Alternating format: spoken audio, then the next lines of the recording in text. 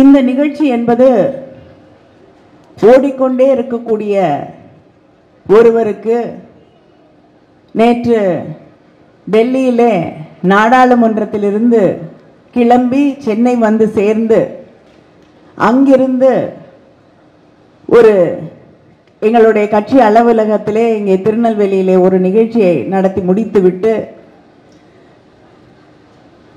Budget எதிர்ப்பு கூட்டம், ஒன்றிய பட்ஜெட்டுக்கு எதிரான ஒரு பொது கூட்டத்திற்கு செல்லக்கூடிய வழியிலே ஒரு இலக்கிய பெருவிழாவிலே கலந்து கொள்வது என்பது ஒரு இளைப்பாறுதலை, மனதிற்கு ஒரு மலர்ச்சியை, எங்களுடைய சிந்தனைகளுக்கு எல்லாம் மறுபடியும் ஒரு உத்வேகம் தரக்கூடிய ஒரு நிகழ்வாக இந்த நிகழ்வு அமைந்திருக்கிறது. அதற்கு மாவட்ட நிர்வாகத்திற்கு என்னுடைய நன்றியை நான் மீண்டும் தெரிவித்துக் கொள்கிறேன்.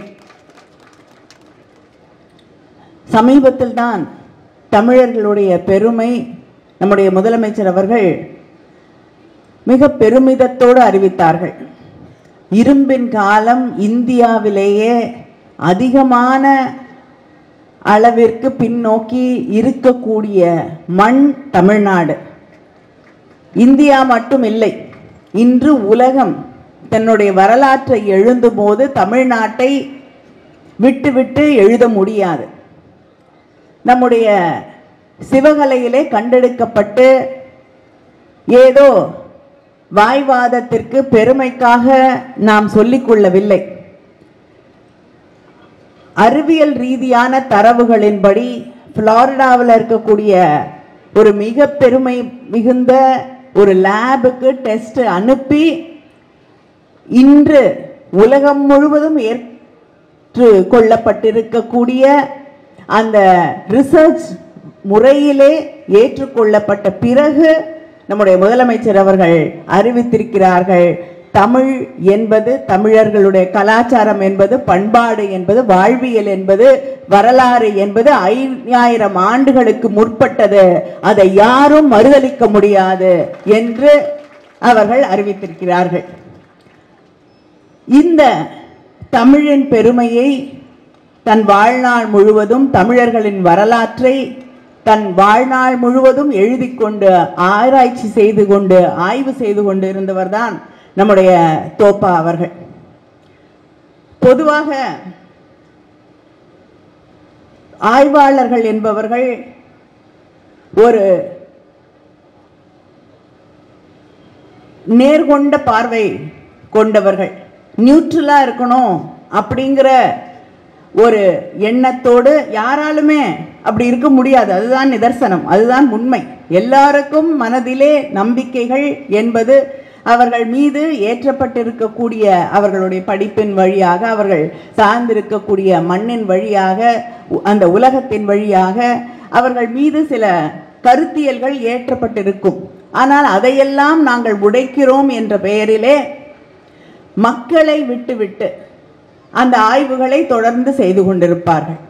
ஆனால் தோப்பா அவர்கள் மக்கள்தான் வரலாறு, சாதாரண சாமானிய மக்கள்தான் இந்த நாட்டுடைய வரலாறு, இந்த நாட்டின் பண்பாட்டை தன் அகம் வைத்துக் கொண்டிருக்கக்கூடியவர்கள் அவர்கள்தான் என்பதை இந்த உலகுக்கு பறைசாற்றிய ஒரு பண்பாட்டு வரலாற்று ஆய்வாளர் என்றால் அது தோப்பா அவர்கள்தான். அவருடைய அந்த முனைவர் பட்டத்திற்கான அழகர் கோயில் என்பதை பற்றிய ஆய்வுகள் வெறும் அந்த கோயிலை பற்றியோ, அந்த சிலைகளை பற்றியோ, அதை சுற்றி இருக்கக்கூடிய புராணங்களை பற்றியோ, அல்லது அங்கே இருக்கக்கூடிய ஆகம விதிகளை பற்றியோ, கல்வெட்டுகளை பற்றியோ மட்டும் அடங்கிவிடவில்லை. இது அத்தனையும் இருக்கு. இதையெல்லாம் விட்டுவிட்டு அவர் எந்த ஆய்வையும் செய்துவிடவில்லை.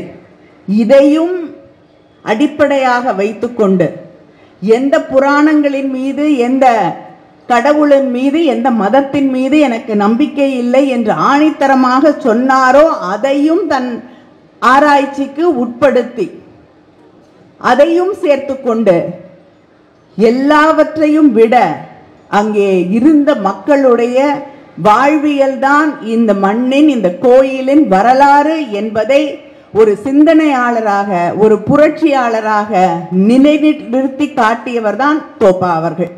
அதுதான் அவருக்கும் மற்றவர்களுக்கும் இருந்த மிகப்பெரிய வித்தியாசம். எல்லாரும் ஆராய்ச்சின்னு வரும் பொழுது மக்கள் எல்லாம் விட்டுருவாங்க.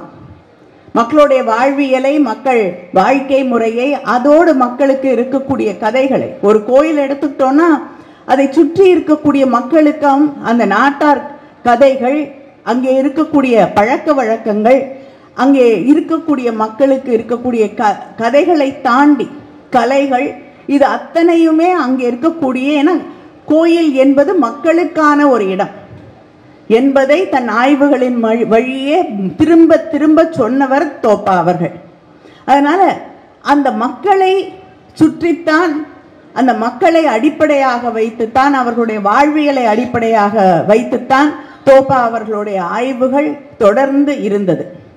அதனால தான் ஒருபுறம் நாட்டார் தெய்வங்களை, சிறு தெய்வ வழிபாடை தாங்கி பிடித்த தோப்பா அவர்களை ஒரு நேர்காணலிலே கேட்கிறார்கள், நீங்க பெரியாரிஸ்டான்னு. 95% நான் பெரியாரிஸ்ட் என்று ஒரு பதிலை சொல்லுகிறார். 95% பெரியாரிஸ்ட்னு சில பேர் கேட்பாங்க, 5% ஏன் விட்டுட்டாருன்னு. ஏன்னா பெரியாரிஸ்டா இருக்கிறதே பெரியாரை எதிர்க்கக்கூடிய, பெரியாரோடு மாறுபடக்கூடிய உண்மையான பெரியாரிஸ்டுக்கு அந்த உரிமை இருக்கிறது. அது தெரியாதவங்களுக்கு தான் நான் 100%, 200% சொல்ல வேண்டிய அவசியம் இருக்கும். ஆனால் தோப்பா அவர்கள் சொல்கிறார், கலைகளை பற்றி, இந்த சிறு தெய்வ வழிபாடுகளை பற்றி, மக்களுடைய கலைகளை பற்றி, எழுத்துக்களை பற்றி, கவிதையை பற்றி பெரியாருக்கு இருந்த கருத்தியலோடு, ஏனென்றால் அதையும் நாம் தவறென்று சொல்லிவிட முடியாது. பெரியார் இந்த சமூகத்திற்காக உழைக்க வந்த அந்த காலகட்டத்திலே இருந்த அந்த கலை வடிவங்கள், அந்த முக்கியமாக கொண்டாடப்பட்ட கலை வடிவங்கள் எதை முன்னிறுத்தியது என்பதை நாம் புரிந்து கொள்ள வேண்டும். அந்த கலை யாருடைய கையில் இருந்தது, யாருடைய மொழியை அந்த கலைகள் பேசியது, இதையெல்லாம் நாம் கணக்கில் எடுத்துக்கொண்டுதான் இன்று பெரியாரிலிருந்து நாம் வேறுபட முடியும் என்பதை ஆணித்தரமாக அவர் நிலைநிறுத்துகிறார். அவருடைய ஒரு முக்கியமான வரியை நாம் மறந்துவிட முடியாது, பெரியாரை வெல்ல முடியாது, பெரியாரை தாண்டி செல்ல முடியாது. பெரியாரை வெல்ல முடியாது, பெரியாரை தாண்டி செல்லவும் முடியாது அப்படிங்கிறது தோப்பாவுடைய அசைக்க முடியாத ஒரு நம்பிக்கை. இப்படி இந்த திராவிட சிந்தனையோடு, பகுத்தறிவோடு நம்முடைய வாழ்வியலை கொண்டாடியவர்தான் நம்முடைய தோப்பா அவர்கள். இங்கே ஒரு சின்ன உதாரணத்தை அவருடைய புத்தகத்திலேயே அவர் சொல்கிறார். மக்களுடைய வாழ்க்கை அப்படிங்கிறது, மக்களுடைய சடங்குகள் அப்படிங்கிறது, மக்கள் தங்கள் மிக கோர் அப்படின்னு தன்னுடைய ஜாதிகளாக இருக்கட்டும், ஏன்னா ஜாதிங்கிறது இந்த சமூகத்தில் தோப்பா அவர்களுடைய வார்த்தைகளில் நாம் பார்த்தோம் என்றால் அது மதத்திற்கு முந்தியது. நீங்க மதத்தை கூட மாறிடலாம், ஆனா ஜாதியை விட்டு இந்த சமூகம் உங்களை விலக விடாது, அதை நீங்கள் மாற்றிவிட முடியாது அப்படிங்கிறத தொடர்ந்து சொல்லி கொண்டிருந்தவர் தான். இது இந்த ஜாதி அப்படிங்கிற அழுத்தம் இந்த மதத்தை எல்லாம் கடந்து மதத்திற்கெல்லாம் முந்தியது என்று சொல்லக்கூடிய அவர். அதனாலதான் பெரியார் ஜாதியை எதிர்த்தார். அந்த ஜாதியை நிலைநிறுத்தக்கூடிய எது, இந்த ஜாதியை ஒழிக்கணும் அப்படின்னு நினைக்கிறார் பெரியார். ஆனா இடையிலே பல இடையூறுகள் வருது. ஜாதிக்கும் பெரியாருக்குமான அந்த அத்தனை இடையூறுகளையும் நான் நொறுக்கி தள்ளிவிட்டு என்னுடைய இலக்கு ஜாதிங்கிற அந்த விஷயத்தை உடைக்க வேண்டும் என்பதுதான் பெரியாருடைய இலக்கு. இதைத்தான் தோப்பா அவர்களும் பலமுறை தன்னுடைய புத்தகங்களின் வழியாக, தன்னுடைய பேச்சுக்களின் வழியாக அந்த ஜாதிங்கிற கட்டமைப்பு உடைக்கப்பட வேண்டும் என்பதை மறுபடியும் மறுபடியும் அதில் இருக்கக்கூடிய அந்த இழிவுகளை எல்லாம் எடுத்து நம்முடைய நாட்டார் வாழ்வியலை கொண்டாடினார். ஆனால் ஜாதியை அவர் தூக்கி வைத்துக்கொண்டு கொண்டாடியதே கிடையாது. மிக தெளிவாக இன்னைக்கு சொல்றாங்க. திராவிடன்ற வார்த்தையை கேட்டாலே பல பேருக்கு பிடிக்கிறது இல்லை. ஆனால் தோப்பா அவர்கள் மிக தெளிவாக சொன்னார், நம்முடைய பண்பாடு என்பது திராவிட பண்பாடு. அதை நம்ம எதிலிருந்தும் பிரிச்சிட முடியாது. நமக்கு நம்மை சுற்றி இருக்கக்கூடிய கன்னட மொழி பேசக்கூடியவர்களுக்கு, ஆந்திராவில் தெலுங்கு மொழி பேசக்கூடியவர்களுக்கு, கேரளாவில் மலையாளம் பேசக்கூடிய அவர்களுக்கு, அங்கே வாழக்கூடிய சிறு சிறு இனங்களாக இருக்கக்கூடிய மக்கள், இவங்க அத்தனை பேருக்கும் வாழ்வியல் முறை, நம்பிக்கைகள், அந்த இன மக்களுக்கு வழி வழியாக அவர்கள் எதை கடைபிடித்துக் கொண்டு வருகிறார்களோ இதெல்லாம் ஒற்றுமையாக வித்தியாசம் இல்லாமல் தொடர்ந்து இருந்து கொண்டிருக்கிறது. நம்முடைய வாழ்வியல் என்பது பெண்களை சார்ந்து வரக்கூடிய ஒன்று.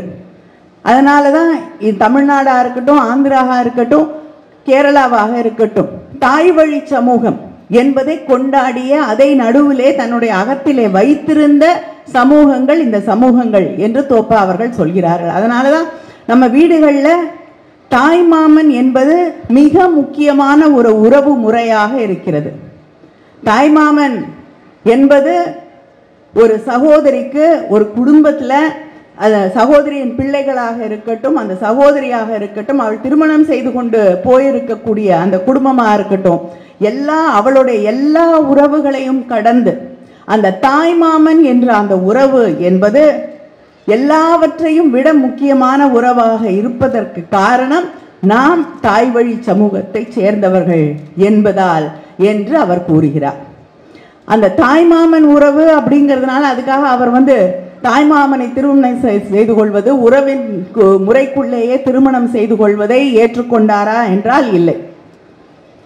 அது நம்முடைய நம்பிக்கையாக இருந்தது என்பதை எடுத்து சொல்கிறார். ஏன்னா நமக்கு தெரியும், எங்க மேடையில டாக்டர்ஸ் இருக்காங்க, நம்ம உறவு முறைக்குள்ளேயே திருமணம் செய்து கொள்ளும் பொழுது அந்த குழந்தைகளுக்கு எத்தனை பிரச்சனைகள், குறைபாடுகள் வருகிறது.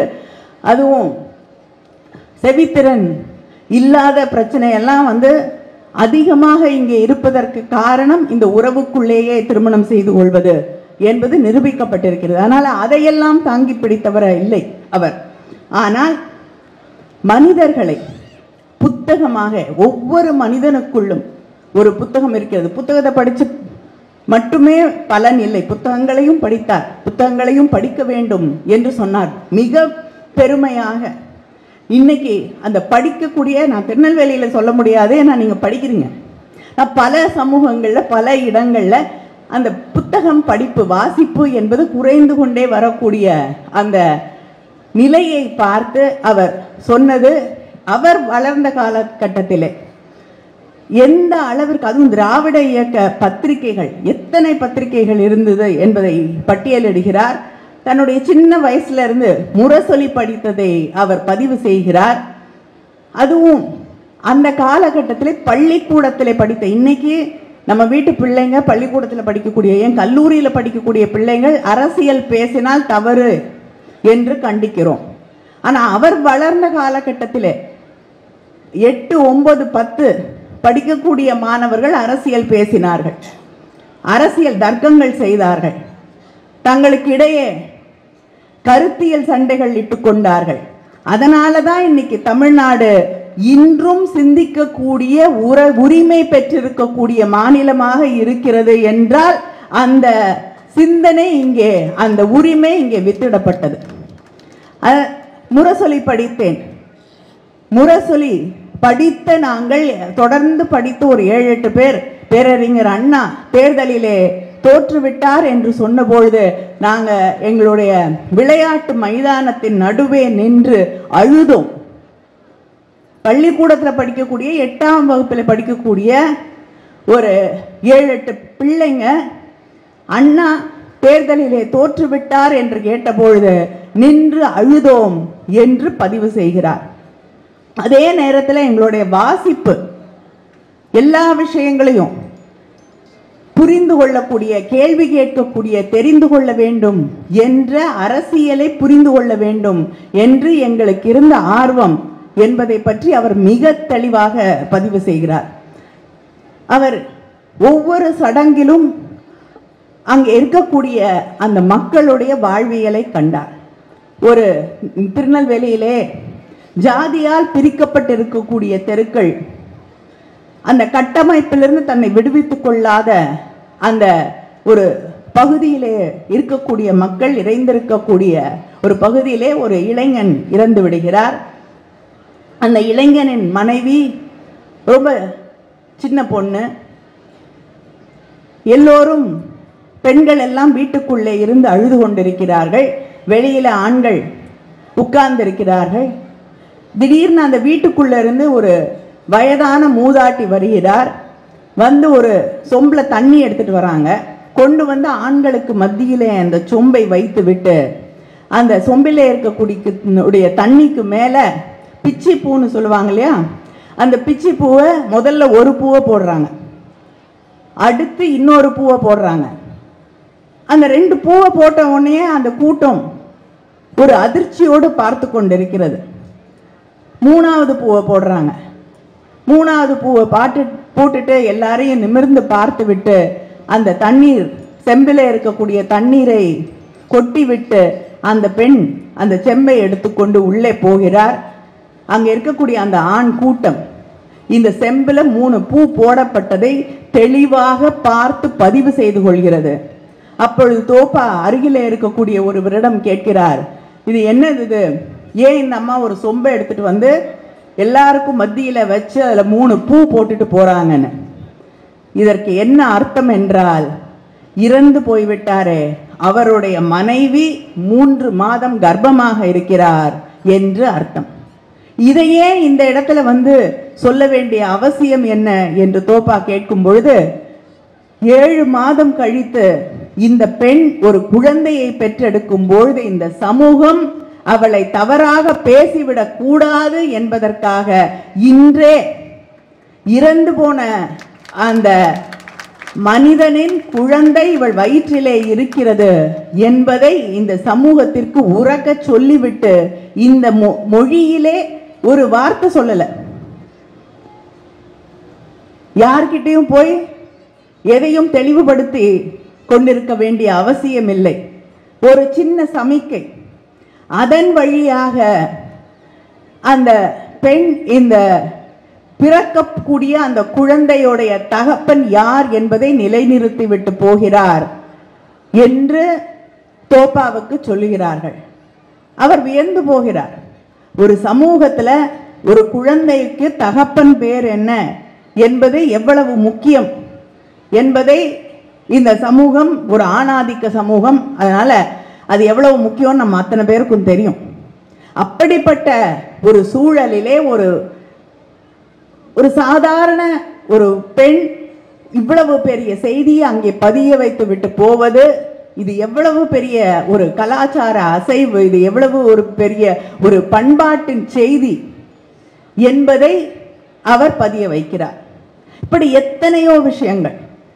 அழகர் கோயில் பற்றி அவர் எழுதும்பொழுது அங்கே இருக்கக்கூடிய சமூகங்கள், அங்கே இருக்கக்கூடிய கள்ளர் சமூகமோ யாதவர் சமூகமோ ஒதுக்கப்பட்டு இருக்கக்கூடிய சமூகங்களுக்கும் அந்த கோயிலுக்கும் இருந்த உறவு, அந்த திருவிழா காலங்களிலே அவர்கள் தொடர்ந்து அந்த கோயிலோடு கொண்டிருந்த அந்த உறவு, இதை பதிவிடும் அதே நேரத்திலே அவர் சொல்கிறார், இந்த பெருந்தெய்வ வழிபாடுகள் வேற வார்த்தை இல்லாம நான் பயன்படுத்துறேன்றார். ஏன்னா மதம் சார்ந்து இருக்கக்கூடிய அந்த பெரு தெய்வங்கள் என்பது சாதாரண சாமானிய மக்களுடைய வாழ்க்கையை பிரதிபலிக்கக்கூடிய தெய்வங்கள் இல்லை.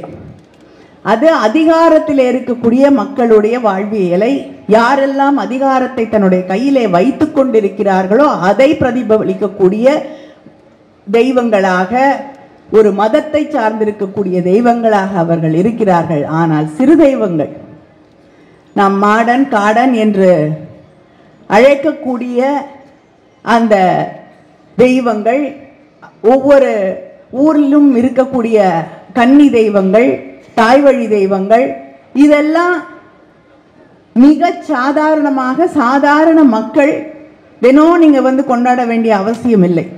வருஷத்துக்கு ஒரு நாள் திருவிழா நடக்கும். அந்த திருவிழாவின் போது அந்த மக்கள் எதை சாப்பிட்றாங்களோ, அந்த மக்கள் எதை உடுத்துறாங்களோ, அந்த மக்களுக்கு என்ன பிடிக்கிறதோ அதுதான் அங்கே இருக்கக்கூடிய அந்த தெய்வங்களுக்கும் படைக்கப்படுகிறது. அதே நேரத்தில் அந்த தெய்வங்களுக்கு பூசை செய்யக்கூடியவர்கள் அன்னைக்கு ஒரு நாள் தான் அவங்க பூசாரி, அன்னைக்கு ஒரு நாள் தான் அவர்கள் கொண்டாடப்படுகிறார்கள், அன்றைக்கு ஒரு நாள் தான் இந்த சமூகத்திலிருந்து அவர்கள் மேலே தூக்கப்பட்டு மற்றவங்களெல்லாம் அவங்களுக்கு கீழே அவர்களை கொண்டாடக்கூடிய ஒரு நிலை இருக்கிறது. திருவிழா முடிஞ்ச அடுத்த நிமிஷம் அவங்க சாதாரண சாமானிய மக்களோடு அந்த ஊர் மக்களோடு ஒருவராக மாறிவிடுகிறார்கள். இதுதான் பெருதெய்வ வழிபாட்டிற்கும் சிறு தெய்வ வழிபாட்டிற்கும் இருக்கக்கூடிய வித்தியாசம் என்பதை தோப்பா அவர்கள் மிக அழகாக நமக்கு தொடர்ந்து சொல்லக்கூடிய எத்தனையோ செய்திகள் அவருடைய புத்தகங்களில் இருந்து, அவருடைய நேர்காணல், மிக முக்கியமாக அவருடைய நேர்காணல்கள் என்பது அது நம்மோடு உரையாடக்கூடிய, அவருடைய நேர்காணல்களை படிக்கும் பொழுது அதில் இருக்கக்கூடிய கருத்துக்கள் என்பது நம்மோடு அந்த உரையாடல் நடந்து கொண்டிருக்கும். அந்த கேள்வி கேட்கக்கூடியவருக்கும் அவருக்குமான உரையாடல் இல்லை, அது நீங்கள் படிக்கும் பொழுதுதான் அதை உணர்வீர்கள்.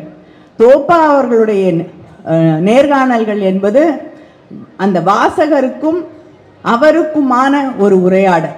நீங்கள் அதுக்குள்ள போய் அவரோடு தொடர்ந்து பேச முடியும். அந்த நேர்காணல் வழியாக உங்களுடைய சந்தேகங்களை, உங்களுடைய ஐயங்களை நீங்கள் தீர்த்து கொள்ள முடியும். அந்த நேர்காணல்கள் வழியாக உங்களுக்கு பல கதவுகள் திறக்கப்படும். அந்த கதவுகளின் வழியே நீங்கள் சென்றீர்கள் என்றால் உங்களுக்கு தொடர்ந்து பல தெளிவுகள் கிடைக்கும். இன்னொரு உதாரணத்தை சொல்றாரு. இந்த சமூகம் எப்படி பெண்களை பார்க்கிறது. பழையனூர் நீலிய நம்ம கொண்டாடுவதில்லை, நம்ம தெய்வமாக மாற்றி வழிபடுவதில்லை. ஆனால் அதே நேரத்திலே தன் கணவனுக்காக நீதி கேட்ட கண்ணகியை கொண்டாடுகிறோம். பழையனூர் நீலி கதை நிறைய பேருக்கு தெரிஞ்சிருக்கும், சில பேருக்கு தெரியாமல் இருக்கலாம். ஒரு கணவன் மனைவி இருக்கிறார்கள். கணவன் அந்த மனைவியை விட்டு விட்டு வேறு ஒரு ஊருக்கு போகிறான் வியாபாரம் நிமித்தமாக. அங்கே ஒரு பெண்ணை பார்த்து அவ தனக்கு திருமணம் ஆகிவிட்டது என்று சொல்லாமல் திருமணம் செய்து கொள்கிறான். திருமணம் செய்து அங்கே வாழ்ந்து கொண்டிருக்கக்கூடிய அந்த நேரத்தில் திரும்ப அவன் ஊருக்கு வரணும். ஆனால் அங்கே திருமணம் செய்து கொண்ட மனைவி அவனை தனியாக போக விடலை. நானும் வருகிறேன் என்று பிடிவாதம் பிடிக்கிறாள். தங்கச்சியை தனியாக அனுப்ப மாட்டேன்னு அண்ணனும் கூட வரார். அதனால இவனுக்கு என்ன பண்ணுறதுனே தெரியல. ரெண்டு பேரையும் அழைச்சிக்கிட்டு திரும்ப தன்னுடைய ஊருக்கு வரக்கூடிய வழியிலே ஒரு சத்திரத்தில் தங்குறாங்க. அந்த சத்திரத்தில் தங்கும் பொழுது தன்னுடைய மைத்துனனிடம் தனக்கு ஏதோ வேணும் வாங்கிட்டு வான்னு சொல்லி அனுப்பிட்டு தன்னுடைய மனைவியை கழுத்தை நெரித்து கொன்று விடுகிறான். கொன்று விட்டு அதை அங்கிருந்து அவன் வீட்டுக்கு போயிடுறான். ஆனால் அந்த சகோதரன் தன் சகோதரி இறந்து கிடப்பதை பார்த்து அவனும் தன்னுடைய உயிரை மாய்த்து கொள்கிறான். ஆனால் காலங்கள் போகிறது. பழையனூர் நீலி பேயாக மாறுகிறாள். அடுத்த ஜென்மத்திலாவது அவன் வருவான்னு சொல்லி அங்கே காத்துக்கிட்டு இருக்கான். அடுத்த ஜென்மத்திலே ஒரு வியாபார குடும்பத்தில் பிறக்கக்கூடிய அவன் பிறந்த பொழுதே சொல்கிறார்களாம், இவனுக்கு வடக்கு திசையில போனா பிரச்சனை வரும், உயிருக்கு ஆபத்து என்று. அதனால அவன் கையில ஒரு சின்ன வாழை மந்திரம் செய்து கொடுக்கிறார்கள். ஒரு வயது வரும் பொழுது அவன் வியாபாரத்திற்காக அதே பகுதி பழையனூருக்கு செல்ல வேண்டும் என்று முடிவு செய்கிறான். அங்கே போன பொழுது நீலி அவனை பார்த்து விடுகிறாள். அவனுடைய மனைவியுடைய உருவத்தை எடுத்துக்கொண்டு பஞ்சாயத்தை கூட்டி, இவன் என் கணவன், என் கையில் இருப்பது இவனது குழந்தை, என்னை கோச்சிட்டு என்னை விட்டுட்டு வந்துட்டான், என்னோடு அவனை வர சொல்லுங்கள் என்கிறாள். அவன் முடியாதுங்கிறான். பஞ்சாயத்து பல முறை சொல்லி பார்த்தும் அவன் கேட்பதாக இல்லை. அவர்கள் சொல்கிறார்கள், இன்று ஒரு நாள் நீ அவளோடு தங்கு, இங்கே இருக்கக்கூடிய இத்தனை வேளாளர்கள் இருக்கிறோம், இவர்களுடைய சாட்சியாக உனக்கு ஏதாவது ஆபத்துனா நாங்க உயிரை விட்டுறோம் என்று உறுதி கொடுத்து அவனை தங்க செய்கிறார்கள். தங்குவதற்கு முன்னால் அவள் சொல்கிறாள், அவன் கையில ஒரு சின்ன கத்தி வச்சிருக்கான், என்னை இரவு அவன் கூட இருக்கும் பொழுது கொன்றுவான், அதனால அந்த கத்தியை பிடுங்கி வச்சுக்கோங்கன்னு. அந்த கத்தியும் இல்லைன்னொன்னே அவ வசதியா அவனை கொலை செய்து விடுகிறாள். கொலை செய்ததனால் அந்த உறுதி தந்தார்களே அந்த வேளாளர்கள் அத்தனை பேரும் தன்னை மாய்த்துக் கொள்கிறார்கள். ஆனால் அந்த நீலியை நாம் தெய்வமாக மாற்றவில்லை. சமாதி இருக்கு அந்த இடத்துல, ஆனா அவளை தெய்வமாக வழிபடவில்லை. ஆனால் கண்ணகியை தன்னை என்ன கொடுமை செய்தாலும் அவனுக்காக நீதி கேட்ட கண்ணகியைத்தான் இந்த சமூகம் கொண்டாடி கொண்டிருக்கிறது. ஏன்னா ஒரு பெண் தன்னுடைய கணவன் இறந்து போகும் பொழுது தன்னுடைய குழந்தை அந்த இறந்த கணவனுடையது என்று நிரூபிக்க வேண்டிய கட்டாயத்திலே இருக்கக்கூடிய சமூகம் இந்த சமூகம். என்ன பண்ணாலும் அந்த கணவனுக்காக நீதி கேட்டால் நாம் போற்றக்கூடிய சமூகமாக இந்த சமூகம் இன்றளவும் இருந்து கொள்கிறது. தனக்காக ஒரு பெண் நீதி கேட்கும் பொழுது அந்த பெண்ணை நாம் ஏற்றுக்கொள்வதில்லை. இதற்குத்தான் பெரியார் இன்றும் தேவைப்படுகிறார். பெரியாரை நாம் வெல்ல முடியாது. இதை இந்த மாதிரி பழக்கங்களை இந்த இரண்டு நீதிகளுக்கும் இருக்கக்கூடிய அந்த மாறுபாடுகளை தொடர்ந்து கேள்வி கேட்டவர் தான் தந்தை பெரியார். ஒவ்வொரு விஷயத்தையும் இந்த சமூகம் அதிர்ச்சி அடையக்கூடிய பல விஷயங்களை நீங்கள் அதிர்ந்தாலும் கவலை இல்லை, எனக்கு வாக்கு அரசியலிலே நம்பிக்கை இல்லை, தேவையும் இல்லை என்று செய்து காட்டிய பெரியவர் தான் தந்தை பெரியார் அவர்கள். அந்த பெரியாரை தன்னுடைய வாழ்க்கை முழுவதும் கொண்டாடி ஒரு காலகட்டத்தில் ஒரு கேள்வி கேட்குறாங்க தோப்பாவை பார்த்து, இப்போ திடீர்னு பெரியாரை நிறைய பேர் விமர்சிக்கிறாங்களே அப்படின்னு. ஒரு காலத்தில் இந்த சமூகம் அறிவுசார் சமூகமாக இருந்தது. அப்பொழுது பெரியாரை கொண்டாடினார்கள். பெரியாரை போற்றும் பொழுது அதை ஒரு மிகப்பெரிய அறிவுள்ள மனிதர்கள் செய்யக்கூடிய ஒன்றாக பார்த்தது. இன்னைக்கு பெரியாரை திட்டுறது ஒரு ஃபேஷன் ஆயிடுச்சு. அதனால இது புரியாமையிலிருந்து அறியாமையிலிருந்து வரக்கூடிய ஒன்று என்று அவர் பதிவு செய்கிறார். மதங்களை எப்படி சைவம் ஒரு அரசின் மதமாக இருந்தது, அதே நேரத்தில் வைணவம் மக்களுடைய மதமாக, எந்த அரசும் பெரிய கொண்டாடாத ஒரு மதமாக. ஏன்னா இங்க இருக்கக்கூடிய அரசர்கள் எல்லாருமே சைவ வழிபாட்டு வழியாக வந்திருக்கக்கூடியவர்கள். அதனால ஒரு பெரிய அரசாங்க போற்றுதல், அரசாங்கத்தை பற்றி கொள்ளக்கூடிய வாய்ப்பு வைணவத்திற்கு கிடைக்காத நேரத்திலே தான் அது நெகிழ்ந்து கொடுத்து மற்ற சமூகங்களை சார்ந்தவர்களை கோயிலுக்குள்ளே அனுமதித்தது. அதனால்தான் ராமானுஜர் எல்லா ஜாதியை சேர்ந்தவர்களும் கோவிலுக்குள்ளே நுழைய வேண்டும் என்ற ஒரு கருத்தை முன்வைக்கிறார் என்று தோப்பா அவர்கள் சொல்கிறார்கள். இதுல மிக முக்கியமான கருத்து என்னவென்றால், மதம் என்பது அரசு நிறுவனமாக மாறிவிட்டால், அரசின் கைக்குள்ளே போகக்கூடிய சூழல் ஏற்பட்டுவிட்டால் அந்த மதம் மக்களுக்கான மதமாக இருக்காது. அது அரசிற்காக அதிகார வர்க்கத்தின் மதமாக மாறிவிடும். அது மக்களுடைய மதமாக இருக்க வேண்டும் என்றால் அரசிற்கும் மதத்திற்கும் ஆளும் கட்சிக்கும் மதத்திற்கும் ஆன இடைவெளி என்பது தெளிவாக இருக்க வேண்டும் என்பதைத்தான் தொடர்ந்து தோப்பா அவர்கள் தன்னுடைய எழுத்துக்களின் வழியாக, பேச்சுக்களின் வழியாக தொடர்ந்து பதிவு செய்து கொண்டிருந்தார்.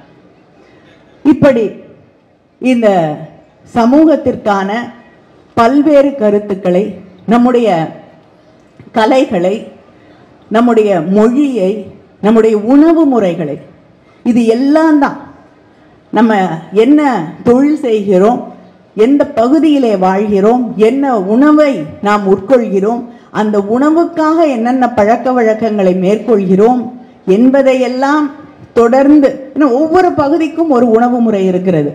இங்கே விளையிறது அங்கே விளையாது. இப்போ குளோபலைசேஷன் எல்லாமே ஒரு குளோபல் வில்லேஜ்னு எல்லாமே ஒரு இடத்துக்கு எல்லாம் சந்தைமயமாக்கப்பட்டிருக்கிறது. அதனால அங்கே அர்ஜென்டினாவில் விளைஞ்சா இங்கே கிடைக்குது, அது தவறு என்று யாரும் சொல்லவில்லை. ஆனால் அப்படி இங்கே இருக்கக்கூடிய சூழலிலே நமக்கு ஏற்ற உணவா அது என்ற கேள்வியை நாம் கேட்க வேண்டும் என்கிறார். அதே போல இன்று சந்தைமயமாகி கொண்டிருக்கக்கூடிய இந்த உலகத்திலே ஒரு காலகட்டத்தில் குழந்தைங்க பொம்மை வாங்கி கொடுப்பாங்க, ஆனால் அதை தாண்டி தனக்கான விளையாட்டு பொருட்களை அவர்களேவும் தயாரித்துக் கொள்வார்கள். ஒரு குச்சி எடுத்து 2 பனங்காய்களை காய்ந்து போன பனங்காயை கட்டி அவங்க ஒரு வண்டி வச்சு ஓட்டிட்டு போவாங்க. ஆனால் இதெல்லாம் இப்போ பார்க்க முடியல. தங்கள் குழந்தைகள் தனக்கான பொருட்களை தானே தயாரித்து கொள்ளக்கூடிய, அதை பற்றி சிந்திக்கக்கூடிய அந்த கிரியேட்டிவிட்டியை இன்னைக்கு இந்த சந்தைகள் சிதைத்து கொண்டிருக்கிறது என்பதை தொடர்ந்து பதிவு செய்கிறார். அது மட்டும் இல்லாமல் இந்த கார்ப்பரேட் நிறுவனங்கள் நம்முடைய நம்பிக்கைகள், நம்மை ஒரு உப்பு, நம்முடைய உப்பை நம்ம தயாரித்து நாம் வழி வழியாக உட்கொண்டு கொண்டிருக்கிறோம். திடீர்னு ஒரு பெரிய நிறுவனம் வந்து உப்பு சாப்பிட்றவனை பார்த்து நிறுத்து, இது தப்பு, இந்த உப்புல இது இருக்கா அது இருக்கான்னு கேள்வி கேட்கும் போது இதைவிட பெரிய ஒரு வயலன்ஸ் இருக்கான்னு அவர் கேள்வி கேட்கிறார். அதே போல இந்த களிம்பை பூசுங்கள் வெள்ளையாவீங்க, அந்த களிம்பை பூசுன்னு வெள்ளையாவேன்னா உன்னுடைய நிறத்தை, நீ யார் என்பதை நிராகரித்து உன்னை வேறொன்றாக மாற்றக்கூடிய அந்த அழுத்தத்தை தொடர்ந்து உருவாக்கி கொண்டிருக்கக்கூடிய சமூகத்தில் நாம் வாழ்ந்து கொண்டிருக்கிறோம் என்பதை புரிந்து கொள்ளுங்கள் என்பதைத்தான் அவர் மீண்டும் மீண்டும் மீண்டும் இந்த சமூகத்திற்கு ஒரு செய்தியாக சொல்லிக் கொண்டிருந்தார். இப்படி அவரை பற்றி பேச வேண்டும் என்றால் பேசிக்கொண்டே போக முடியும். அவருடைய கருத்துக்கள், புத்தகங்கள் என்பது ஒரு அடிப்படையிலே இந்த சமூகம் சார்ந்த வாழ்வியலை கொண்டாடிய எழுத்துக்கள், அவருடைய எழுத்துக்கள். நாம் யார் என்பதை அடையாளம் காண அந்த எச்சங்களை, அதன் வேர்களை தேடி சென்ற அவருடைய ஆய்வுகள். ஆனால் அதையெல்லாம் தாண்டி நாம் யார் என்பதை, நாம் எதை பாதுகாக்க வேண்டும் என்பதை, எதை எதிர்த்து நிற்க வேண்டும் என்பதையும் அவர் தொடர்ந்து பதிவு செய்து கொண்டிருந்தார். அந்த பதிவுகளை நாம் என்றென்றும் மறந்துவிடக் கூடாது. அதனால் வாசியுங்கள். வாசிப்பின் வழியாக இந்த உலகத்தை நீங்கள் புரிந்து கொள்ள முடியும். அதே நேரத்தில் உங்கள் பக்கத்திலே இருக்கக்கூடிய எல்லா மதத்தையரும், ஜாதியை சார்ந்தவர்களையும், உங்கள் அருகிலே இருக்கக்கூடியவர்களை நேசியுங்கள், அவர்களோடு உரையாடுங்கள், அவர்களுடைய வாழ்வியலை தெரிந்து கொள்ளுங்கள். அதுதான் இந்த சமூகத்தை அன்பான சமூகமாக, தமிழ் சமூகமாக தக்க வைக்கும். நன்றி, வணக்கம்.